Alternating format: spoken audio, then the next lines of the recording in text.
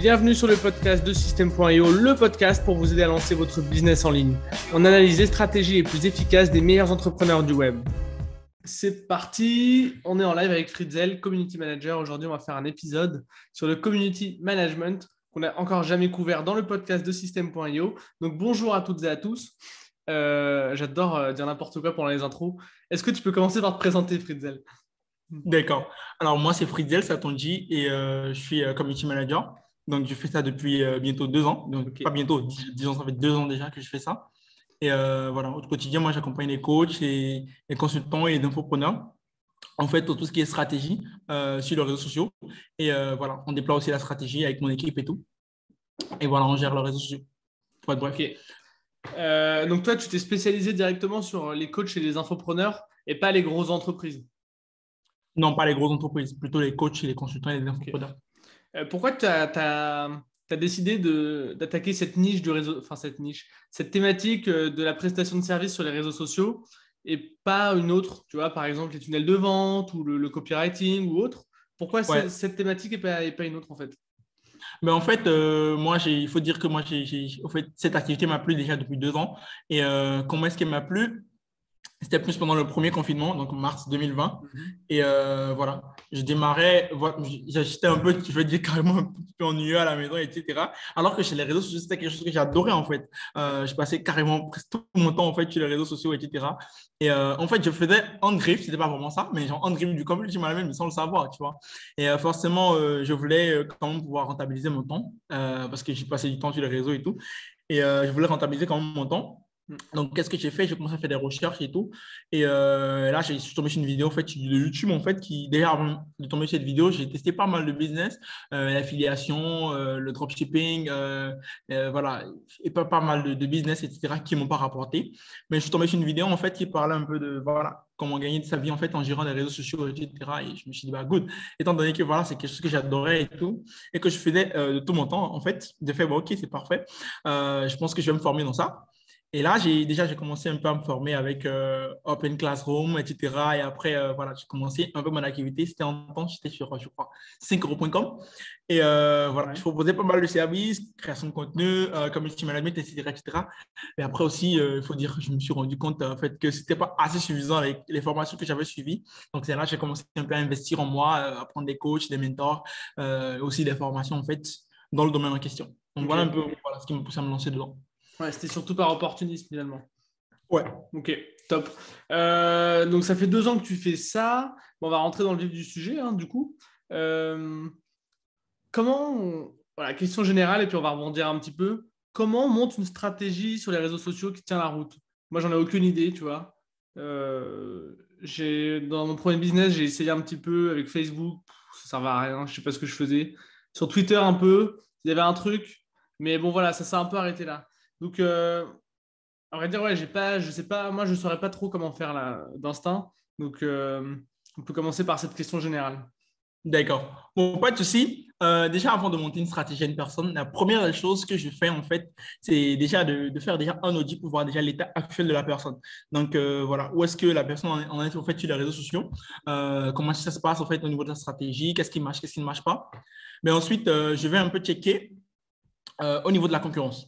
Donc, je vais voir, en fait, les meilleurs concurrents, en fait, de mon client en question Ok. pour voir, en fait, qu'est-ce qu'eux, ils font, qu'est-ce qui marche en fait de leur côté, qu'est-ce qui ne marche pas. Donc déjà, ce qui ne marche pas, je vais éviter de le faire avec mon client. Et en fait, ce qui marche, je vais essayer de m'en inspirer et de voir comment améliorer et faire mieux en fait que ce que le concurrent en question propose. Donc, après avoir fait mon benchmarking, en fait, je vais analyser en fait et déjà extraire en fait ce qui marche, ce que je pourrais faire pour mon client, évidemment. Et derrière ça, maintenant, je vais commencer à construire en fait le processus de projet en question. Je vais faire mes propositions de créative, la stratégie derrière en fait, quelle stratégie on va déployer en fait sur les Mhm. raisons en fait pour pouvoir réellement voilà, gagner en termes d'audience déjà. Voilà. Et derrière ça, en fait, quelle sera la stratégie au niveau de l'engagement, des ads, sponsoring, tout ce qui va avec. Et en plus, ensuite, je vais établir en fait voilà, mon calendrier éditorial par rapport voilà, à son activité. Donc, voilà un peu comment moi je fais pour mettre en place une stratégie qui fonctionne.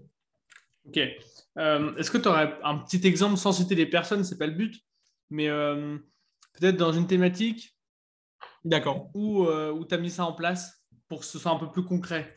D'accord. Donc, par exemple, j'ai eu quelqu'un récemment en fait, qui est coach sportif en fait. Ok. Et comment est-ce que j'ai monté sa stratégie en fait? Je suis allé voir en fait qui sont les meilleurs.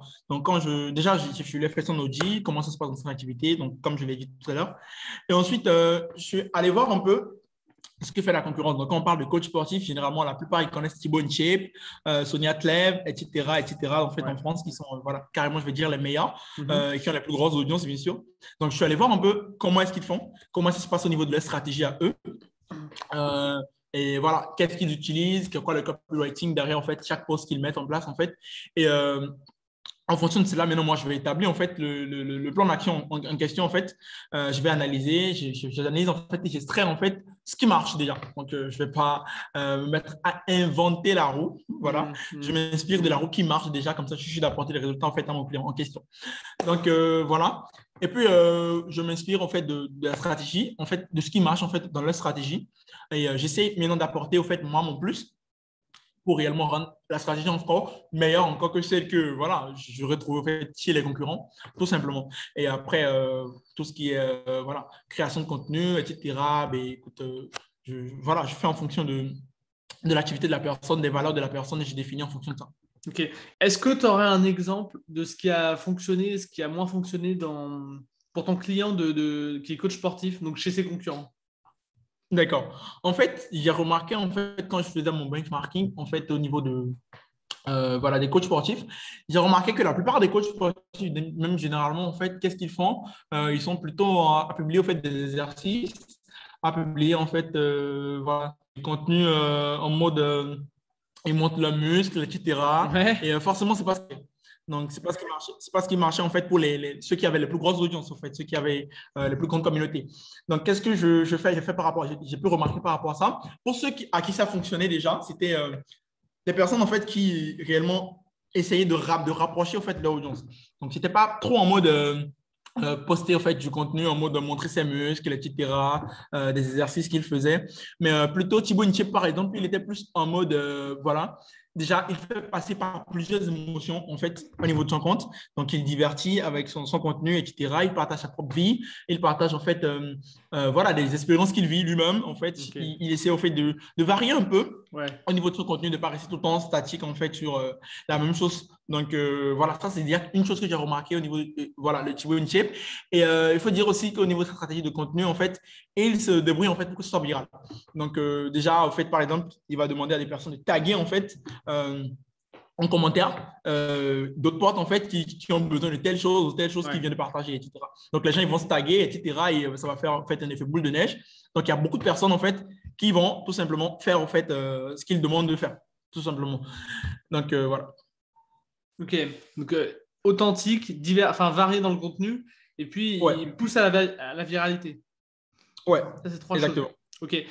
Toi, tu te focalises sur quels éléments quand tu analyses la concurrence? Est-ce que tu as des outils et tu regardes des métriques, je sais pas, des taux d'engagement, des trucs, ou est-ce que tu fais Oui, plus exactement. self-feeding? Enfin, tu peux développer un petit peu ton process pour analyser la concurrence? D'accord. Mon processus pour analyser la concurrence, en fait, est simple. Déjà, première chose que j'essaye de voir, déjà, c'est déjà le taux d'engagement. Le nombre d'abonnés, ça m'importe peu. Je veux voir le taux d'engagement et je veux voir, en fait, le nombre de personnes, en fait, qui engagent. Est-ce que le nombre de commentaires, tout ça, ça compte pour moi?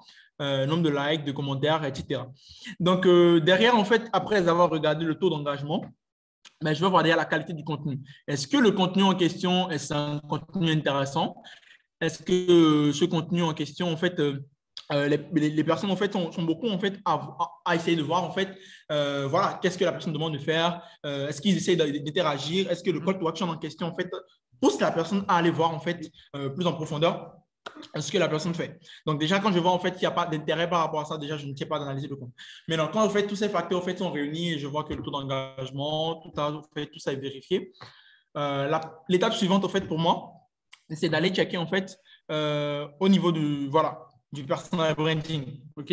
Je vais checker au niveau du personal branding, voir en fait si c'est réellement ça attractif en fait, ça attire en fait l'attention, ce que je vois. Parce que l'aspect visuel aussi ça compte énormément Ouais. au niveau d'Instagram surtout, ça compte énormément. Donc j'essaie de voir en fait par rapport à ça. Après ça, bien sûr, faut dire en fait, j'y vais voir le copywriting. Est-ce qu'il y a des call to action qui sont là? Est-ce que l'intervenant en question en fait vend en fait à travers son contenu aussi? Parce que forcément, le tout ne suffit pas d'avoir des likes, des likes, des abonnés, etc. Mais derrière, au fait, comme je te l'ai dit, j'ai les coachs, les consultants, les infopreneurs, donc ils doivent vendre derrière aussi. Donc, est-ce qu'il fait du contenu vendeur? Donc, quand je vois tous ces facteurs en fait qui sont réunis en fait, là, je me dis, bah, écoute, ça, c'est un compte intéressant. Donc là, je peux m'inspirer. Donc, est-ce que tous les axes sont présents aussi? Ça, c'est quelque chose qu'il faut voir. Est-ce que l'expérience client, il est représenté? Ouais. Est-ce que l'axe entreprise, en fait, la personne se met en avant aussi, la marque employeur est mise en avant. J'essaie de voir tous ces facteurs-là avant de savoir que bon, voilà, ça, c'est un bon concurrent. Je peux m'inspirer de cette personne, en fait, pour mon client. Ok. Et une fois que tu as fait ça, donc que tu as repéré un petit peu ce qu'il fallait plutôt éviter et plutôt faire, comment toi tu fais pour mettre ça en place chez ton client et pour faire justement un petit peu mieux? D'accord. En fait, comment je fais ça chez mon client? En fait, déjà comme voilà, on l'a dit, je vais déjà essayer de repérer en fait ce qui marche. Donc, quand j'essaie de repérer, en fait, derrière, en fait, c'est beaucoup plus simple à mettre en place pour moi parce que déjà, si je vois que c'est les réels qui marchent en fait au niveau de tel compte, par exemple, ben, écoute, je vais essayer de voir en fait de reprendre approximativement le même processus Ouais. avec mon client jusque les points manquants en fait que moi je relève par rapport à ses concurrents en fait, je vais les ajouter. Si par Ouais. exemple je remarque qu'il a fait un très bon réel par exemple et derrière en fait il n'y a même pas le call to action ou bien le copywriting du post en fait il n'est pas encore assez, c'est pas Ouais. assez bien. Donc, moi je vais demander à mon client en fait de me produire tel type de réel en fait. Il va me produire. Moi je vais faire m'occuper du montage derrière et quand je vais poster en fait les axes d'amélioration au niveau de la concurrence, mais moi je vais l'améliorer au fait au niveau de mon client. Et c'est comme ça que ça se passe en fait pour tout type de contenu, que ce soit pour les carousels, que ce soit pour voilà, les posts uniques, etc. Donc, je fais pareillement. Voilà. Ouais, Je en fait, m'inspire beaucoup et ouais, non, mais voilà, tu prends ce qui marche et tu essaies de combler les failles en fait. Donc, les failles en fait. Voilà. ouais. Ouais, c'est hyper intelligent. Ça marche. Si on Oui, ça parle un marche. petit peu des plateformes, euh, est-ce que tu as une plateforme avec laquelle tu as plus d'infinité? Depuis tout à l'heure, tu nous parles plutôt d'Instagram. Alors, c'est peut-être lié à ton client, mais peut-être que tu es plus spécialisé sur Insta ou un autre. Si tu peux nous parler un peu des plateformes, qu'est-ce qui, voilà, D'accord. ce que tu penses des plateformes, un petit peu leurs avantages, leurs inconvénients, fasse un petit tour là-dessus, quoi. Tu vois, sur quelle plateforme se D'accord. lancer finalement? Oui, si je vais faire un petit tour au niveau des plateformes en question, Ouais. déjà en fait, moi ma préférence déjà c'est Instagram, comme je le dis depuis tout le temps. Maintenant, au niveau des autres plateformes, il faut dire Facebook aussi, c'est très très intéressant. Ok. Mais il faut dire en fait que quand tu es présent sur Facebook et tout, niveau engagement des pages Facebook, pardon, des pages Facebook, c'est beaucoup moins intéressant par rapport voilà, à Instagram par exemple, tu vois. Ok. Mais dans les profils, en fait, ils ont une mise en avant beaucoup plus poussée, Ok. en fait, les profils Facebook que les pages Facebook en question. Ouais. Ouais. Donc, voilà, si une personne, par exemple, est coach, infopreneur ou consultant, par exemple, moi, je vais lui conseiller carrément juste d'un profil Facebook qu'une page. Donc, quand c'est une entreprise, ben, évidemment, je vais lui demander d'utiliser une page. Et derrière, en fait, je vais utiliser une stratégie de sponsoring, en fait, pour le mettre beaucoup plus en avant. Donc, voilà pour les pages Facebook. Si je vais parler de LinkedIn, LinkedIn aussi est très, très intéressant en termes voilà, d'engagement et tout. Tu arrives à toucher quand même un bon nombre de personnes dans ton D'accord. audience. Et voilà, c'est tout comme Instagram, en fait. Voilà, tu peux toucher une bonne partie de ton audience, contrairement à Facebook, par exemple. Et ça pourrait être très, très intéressant d'utiliser LinkedIn, mais beaucoup plus pour les personnes professionnelles qui sont Ouais. Le voilà, dans un B2B. sillage professionnel. Ce n'est pas adapté pour tout le monde, par exemple. Voilà. Euh, à part ça, si je vais parler peut-être de TikTok, TikTok est très, très viral. Donc, voilà. TikTok aussi, c'est un réseau comme assez intéressant. TikTok, c'est très viral et facilement, tu peux te construire une grosse audience. Donc, je pense qu'à l'heure actuelle, en fait, c'est un réseau sur lequel il faut réellement voilà, placer ses points Ouais. pour rapidement en fait, monter dans les comptes en fait, qui percent. Et, parce que forcément, avec le temps, d'ici quelques années, c'est clair que tout comme Facebook, Instagram était un peu à la début, ils vont finalement voilà, Ouais, réduire un tout petit peu carrément. la portée. Bah ouais, c'est un petit peu le début de TikTok. Enfin, le début, c'est relatif, mais on est quand même sur la première phase, quoi. La phase Voilà, d'accélération. Et, ouais, ouais, ouais. Non, je suis avec assez le temps, en d'accord. fait, ça va se diminuer. Ok.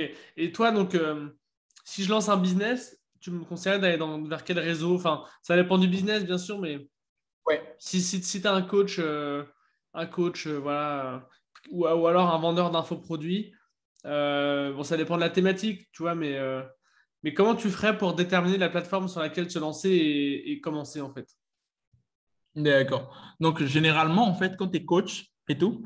En fait, il y a deux réseaux sur lesquels j'ai souvent un penchant quand la personne il est coach. C'est Instagram et LinkedIn. Ok. Donc, quand tu es coach, en fait, c'est beaucoup plus. Moi, je pense que c'est un business assez professionnel. Et voilà, LinkedIn, ça peut être très, très intéressant pour les coachs. Maintenant, à part ça, en fait, il y a Instagram, en fait, où aujourd'hui, il y a beaucoup de coachs qui ont de très, très beaux résultats. Et moi, j'ai pu analyser par rapport à ça. Et je pense qu'il y a assez de coachs, en fait, sur Instagram. Et c'est quand même le business, ça le réussit. Parce que quand je fais mon benchmarking par rapport aux coachs, en fait, je vois qu'avec Instagram, ils ont une grosse opportunité, surtout avec les stories où ils arrivent à connecter avec leur audience, ils arrivent à faire voilà, du story hacking un peu, je vais expliquer ce que c'est. Essayer d'utiliser les outils qu'Instagram propose, par exemple, comme les sondages, les quiz, etc. Donc, ils essayent d'utiliser en fait ces outils-là. Et en fait, derrière, les gens vont répondre parce que les gens aiment s'amuser avec les stickers, les stories, etc., les sondages et tout. Ouais. Donc, en s'amusant avec, en fait, forcément, il y a le coach qui pose des questions en mode c'est quoi ton objectif prochain? Il sélectionne, c'est quoi ton signe, qu'est-ce que tu as envie de faire, qu'est-ce qui t'empêche, etc. Et en fonction, à force de faire, en fait, ce genre de story et tout, ça leur ramène des leads, en fait, des personnes. Et par derrière, en fait, ils arrivent quand même à voilà, pouvoir faire de ces personnes, en fait, des clients. Donc, voilà. Ok, bah c'est parfait que tu dis ça parce que ça nous amène à l'élément que je voulais aborder, qui est comment on génère des leads et comment on génère des clients avec les réseaux sociaux. C'est quoi un petit peu les stratégies de monétisation et surtout d'acquisition de leads? D'accord. En fait, moi, j'utilise deux stratégies. En fait, j'utilise l'inbound et l'outbound. Donc, en inbound, en fait, j'utilise une stratégie de contenu en mode je crée des contenus qui vendent. Donc, quand je crée du contenu qui vend, je ne suis pas trop dans le sillage de veiller sur les métriques en mode combien de likes ça a généré, combien de commentaires ça a généré, mais je me concentre sur le nombre de personnes qui envoient des DM suite à un contenu. Le nombre de personnes, en fait, qui est converti voilà, en prospect après un contenu.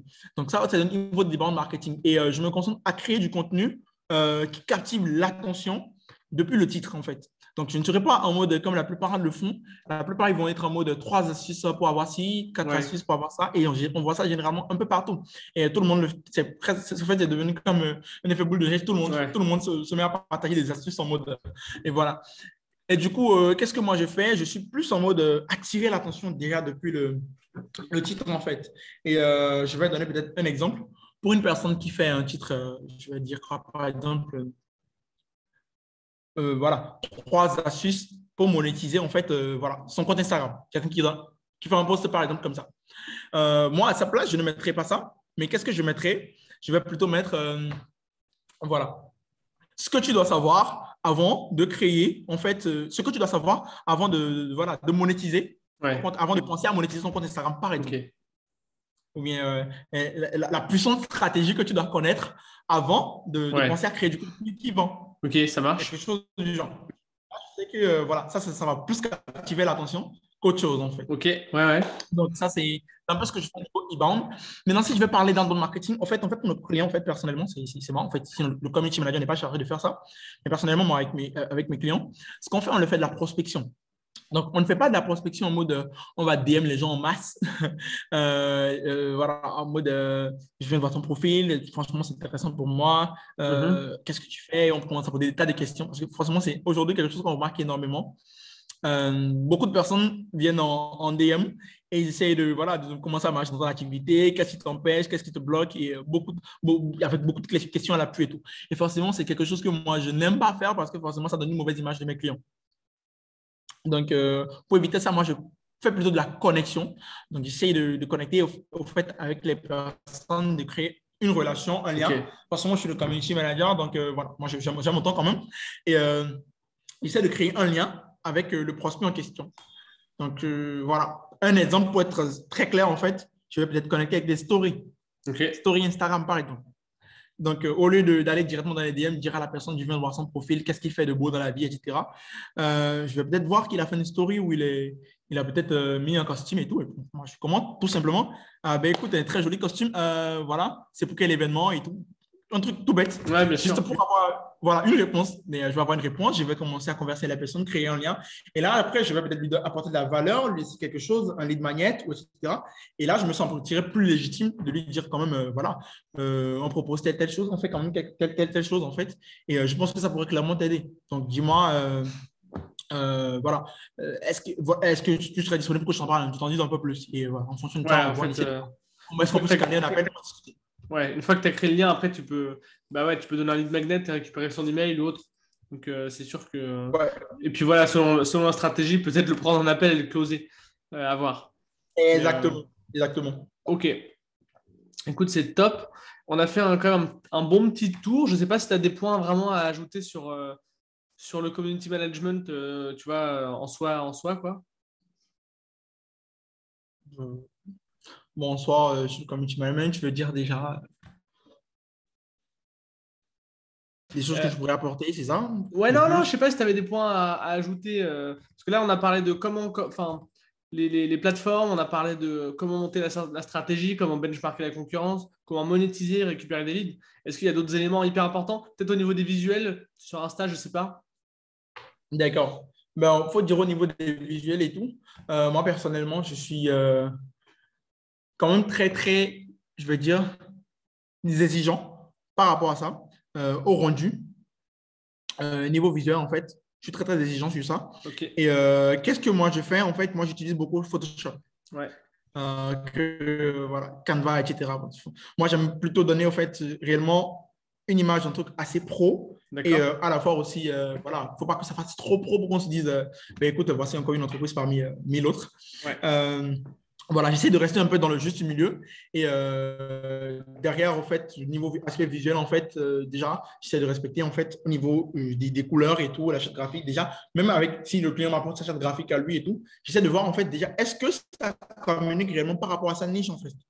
Est-ce que c'est des couleurs, en fait, qui vont dans le sens de son activité, de ce qu'il fait, en fait? Donc, s'il il fait un truc assez énergique en tout, je ne vais pas lui proposer d'utiliser peut-être, je sais pas, une couleur noire, par exemple. Ça n'a pas de Ouais. sens. Je vais peut-être être sur un truc en mode, voilà, de l'orange, par exemple, parce que c'est une couleur qui dégage de l'énergie. Donc, en fonction de son activité, j'essaie de modifier autour de ça. Les polices aussi, c'est assez intéressant. Il faut réellement prendre en compte quelles sont les polices que tu utilises.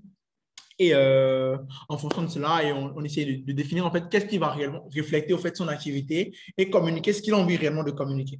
Il a peut-être envie d'utiliser du jaune, du rouge, parce que c'est sa couleur préférée, mais est-ce que c'est ce que en fait ça véhicule en fait? Est-ce que ton contenu véhicule ce que tu dis réellement? Ok. Donc il faut voir tout ça. Et je crée mon contenu avec Photoshop et voilà, souvent j'ai un meilleur rendu. Ça marche. Écoute, c'est top. Est-ce que tu auras un livre à nous recommander? Un livre à vous recommander. Ouais. Moi, le livre que j'ai lu récemment, qui est un très très bon livre en fait, ce serait One Million Followers. D'accord, ok. Je connais pas du tout. One One Million Million. Followers. Ok. Je crois que c'est de Brendan Kahn. C'est un livre, je crois, en Ouais, anglais. c'est ça. Brandon Kahn, exactement. Je viens de le voir là. Mais écoute, il sera dans la description. Euh, Si tu avais un conseil à donner vraiment, le truc à retenir de cet épisode pour en faire une bonne stratégie sur les réseaux sociaux. Un truc dans quel sens? Bah vraiment, le conseil Un principal, truc de la chose la plus importante. la chose la plus importante. Ouais, le conseil. Et en fait, ça va dépendre. Ça va dépendre de l'activité de la personne, en fait, et Ok. de l'activité de ton client derrière ça. Parce que les stratégies, en fait, ça varie toujours en fonction de la personne que tu as devant toi, Hmm. du prospect que tu as, le client, etc.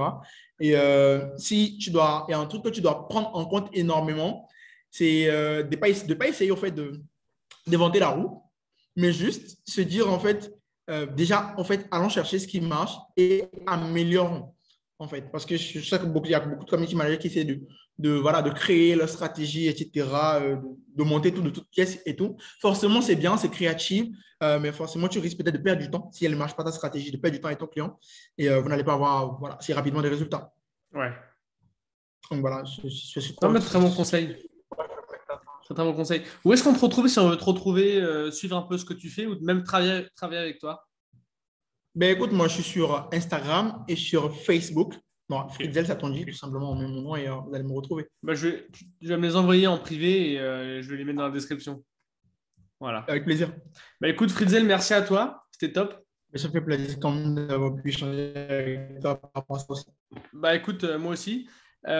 Pour ceux qui sont encore ici, bah, n'hésitez pas à liker, partager enfin, tous les trucs habituels avec les contenus.